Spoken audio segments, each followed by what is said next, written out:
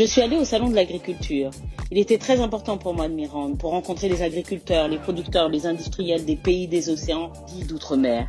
Ils m'ont sollicité, je ne pouvais ne pas répondre à leur invitation. Car oui, une politique publique, des amendements à la loi, tout cela se crée sur la base de besoins, grâce à des réflexions communes, des recherches, mais aussi avec beaucoup de discussions. C'est ce que j'ai fait dans ce salon en échangeant avec les acteurs du monde agricole. Et comme nous avons besoin de tous les députés pour peser, je m'y suis rendue avec Philippe Brun, député de l'Eure, et Stéphane Lenormand, président du groupe Lyotte et député de Saint-Pierre-et-Miquelon. De nombreuses rencontres, de nombreux sujets ont été abordés, la lutte contre la vie chère évidemment, le renforcement et la meilleure prise en compte par le POSEI du soutien de la diversification et de la transformation. Nous avons également eu à échanger sur la très controversée et épineuse problématique de l'épandage par drone de produits phytosanitaires. J'irai voir d'ailleurs la démonstration à laquelle on m'a invité. Bon, il s'est agi là de discuter de la construction de règles phytosanitaires qui nous protègent. Nous n'avons pas à subir une fois encore les affres catastrophiques des produits tels que le chlordécone. Nous devons être particulièrement vigilants sur ces questions. Nous avons également parlé de la reprise des exploitations agricoles pour une meilleure protection sociale de nos producteurs. Et avec les visiteurs qui aiment venir dans nos pays, la question d'une véritable continuité territoriale, les sujets n'ont pas manqué. Et la Martinique dans tout ça, vous me direz. Eh bien, j'ai cherché, moins pas trouvé.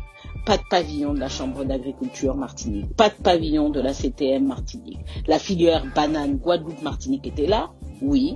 La filière canne Rhum Antillais était là, mais alors qu'elle devait s'afficher comme la première force de valorisation de nos savoir-faire, de notre culture, d'un projet agricole martiniquais, une vitrine pour nos agriculteurs qui innovent, la collectivité territoriale de Martinique a fait le choix déshonorable de ne pas assurer cette présence de la Martinique au Salon international de l'agriculture. Pourtant, ils me l'ont dit, c'est un moment de reconnaissance pour ceux qui nourrissent, pour ceux qui produisent, pour ceux qui transforment.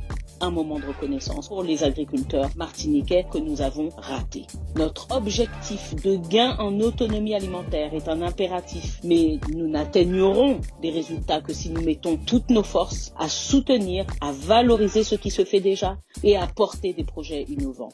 Ce n'est pas par la couardise et des signes de désintérêt qu'on pourra atteindre ces objectifs. La Martinique regorge de génies, de petits producteurs à qui seul un peu de balle en manque.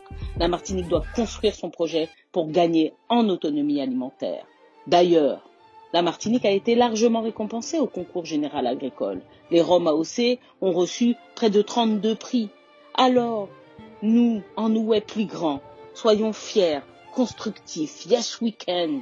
Martinique first, bois pour nous aller, c'est d'où vent, nous qu'à aller.